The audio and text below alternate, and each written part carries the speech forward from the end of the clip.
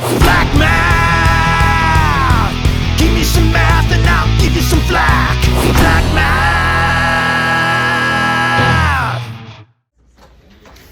Okay, intro to quadrilaterals, lesson 19. Let's make a little chart here. We've got different types of quadrilaterals. We've got parallelograms.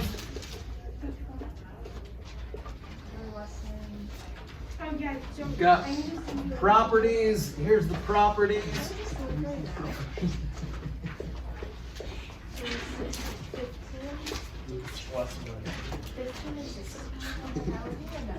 Both pairs of opposite sides are parallel.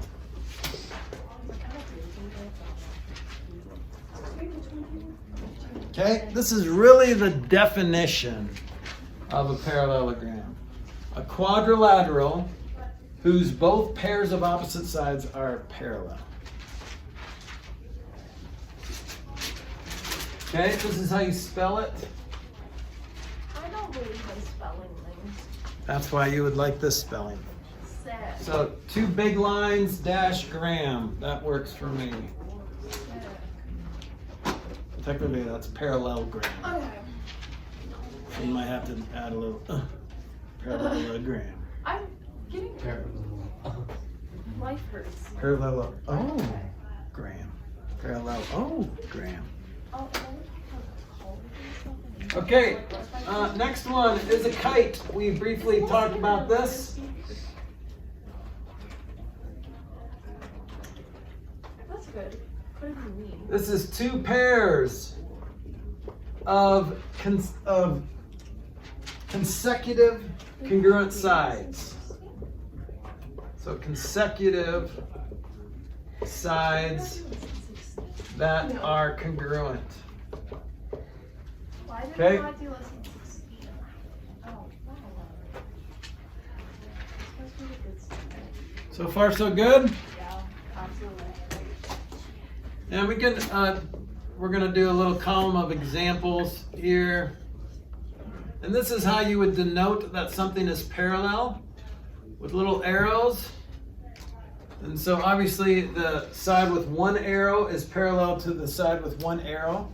The side with 2 arrows is parallel to the side with 2 arrows. I have a question. Yes. If we wanted to do test corrections, can we still do them as long as Yep. they're before the test? Yeah. Sick. Sick. That's sick. I'm getting made fun of again. No, I just. Oh my gosh, yeah, I'm featured in this. It's not you. Minecraft It's video. just I'm the actually featured in two. terminology. And you, Tori, you take advantage of all the latest terminologies. What do you say? Legit? What is it? That's sus. Little What is- sus. Well- Little sus. What is it? Low key. Low key. That's right. Like not Loki, the villain. But Is he a good one? is he? No, he gave his life for the good, for the universe. I would Okay, never so, do my life with Roger. So here's an example of a kite. No offense, he should give his life to me. Okay, so see how those are 2 consecutive sides that are congruent? We got another one, trapezoid. What's a trapezoid? Let's look at both sides. So here's what Saxon says, and this is not. What do you say? Saxon says only 1 pair of parallel sides, but other math curriculums, University of Chicago, we used to use that as well, says at least 1. So here's what University of Chicago math curriculum says, that every single parallelogram is also a trapezoid, because a trapezoid just has to have at least 1 pair of parallel sides. I was not brought up that way, so I'm going to go with my upbringing and say this is just 1 pair of parallel sides.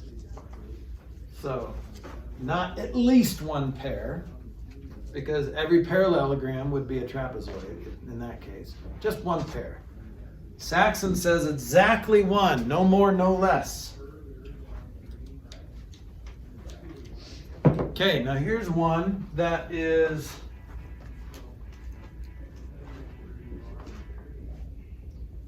here's a new term that you have not heard before. This is a trapezium. I've heard that. Have you? This is no sides parallel. No parallel sides. Wow. Okay? So this might be like that. Okay, there's a trapezium.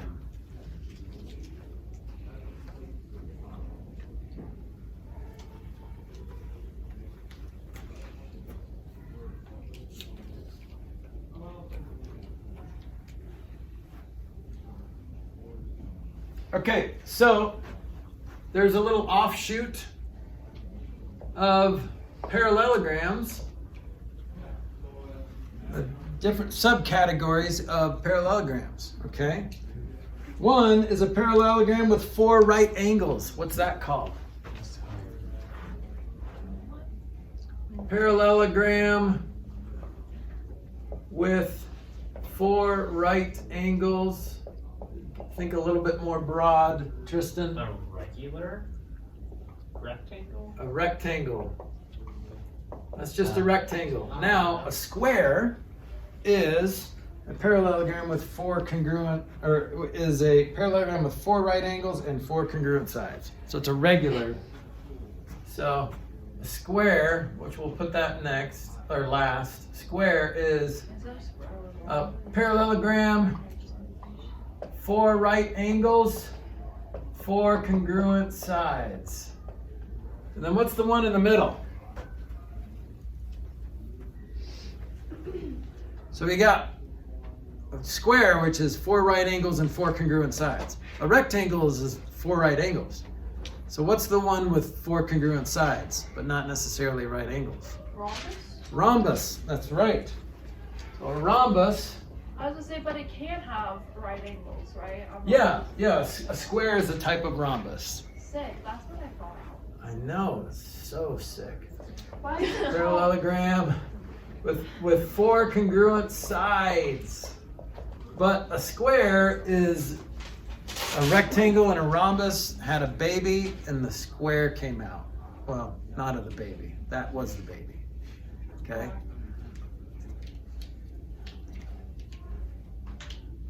Some said, some were against the relationship in the, like rectangles and rhombuses should not be in relationship with each other, but love conquers all. And square, it's a beautiful little square baby. See? You should stop whining now. Stop it now. I'm just giving you time to write. Oh, I saw it. Oh, there's a cool little diagram that I'm not going to draw, but it looks cool. Can you show it to us? Yeah, I'll show it to you. You can't really see it. Maybe you can look on the video. That should feature Tori. Can I be Right featured? there. Yeah. You see that? Every Flack math video should feature me, like for this class. I think it does because they can hear you talking. No, but like, Shout her Instagram out. That's not true. She was absent one day. follow me, TCatch19. I probably won't accept your follow request. I have almost 300 unanswered ones. All right, I'm moving on. So now we're gonna classify these quadrilaterals in some examples. So let's just look up here on the board, or not the board, but the TV. It's still a board. It is, well, smart board, I guess. I have 227 unanswered follow requests. Weird flex, but okay. No, yesterday, today. I have a public account, so I don't have it. My mom's like, don't make a public account. I'm like, let's be real, you don't care that much. All right, so let's classify these. It's gonna be fun. It's gonna be great. It's gonna be fun, he says. be fine. Yeah, we're gonna hold that against you. No, I'm joking. I bet it's. Hold me to it. That's what you Hold me. Hold you to it. Sorry, Okay. the phrases. Let's make a song out of it. Example There's a 1. Britney Spears song called Hold It Against Me. Just fun fact. Sounds like I love Spears. Britney Spears. Everybody should. Britney should watch 2007. So Okay. See where we're at here? Awesome. Okay. Lesson 19. Let's just zoom in a little. Talking about Britney. Whoa. Slow down. Zoom. Oh, no. I didn't go that way. Mr. Mouse. Okay, here's some examples. I want to classify these quadrilaterals. Okay, what is the first one? What is quadrilateral ABCD? What kind of quadrilateral? How can you classify that? What is it? Rhombus. ABCD. What is ABCD? I swear it's a rhombus. I'm not just. I don't see a rhombus, but I don't see it as a rhombus. Is it a rectangle? Are you looking at the same ABCD as I am? I don't think so. How do you classify that quadrilateral? What is it? Which one? ABCD. Parallelogram. Parallelogram. Two sides are parallel. But couldn't you say it's a rhombus also? Well, no, because it doesn't say that those are congruent sides. Wow. Okay? But, and you kind of have to go with your gut too. I think AB and DC are longer than AD and BC. Okay? So, look at the next one. What kind of quadrilateral is that? Kite. A kite. It looks like a kite. Right, what about KLMN? Trapezoid. Trapezoid. What about QRSP? Or PQRS? Square. Not a square. Rhombus. It's not a rhombus. Rectangle. It's a rectangle. Oh, I'm so good at this. Okay, so in order for it to be a square, it has to be congruent sides and right angles. Okay, good, good. Next. Example 2 is a sketching quadrilateral, so you need to be able to do this.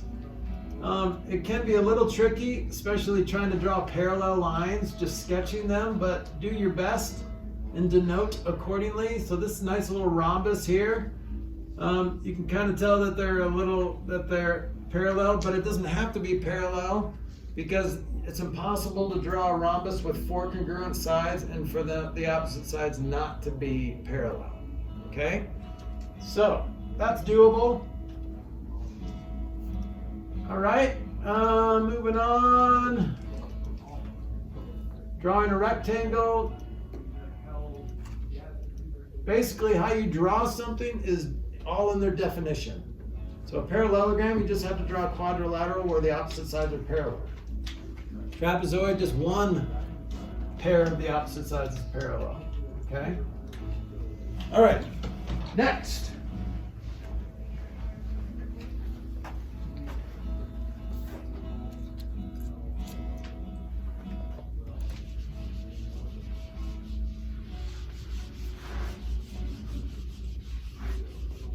Ground it up and then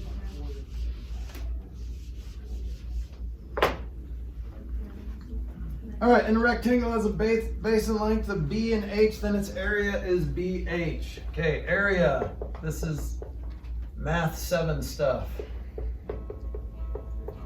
base times divided by 2. Of a rectangle, just base times height.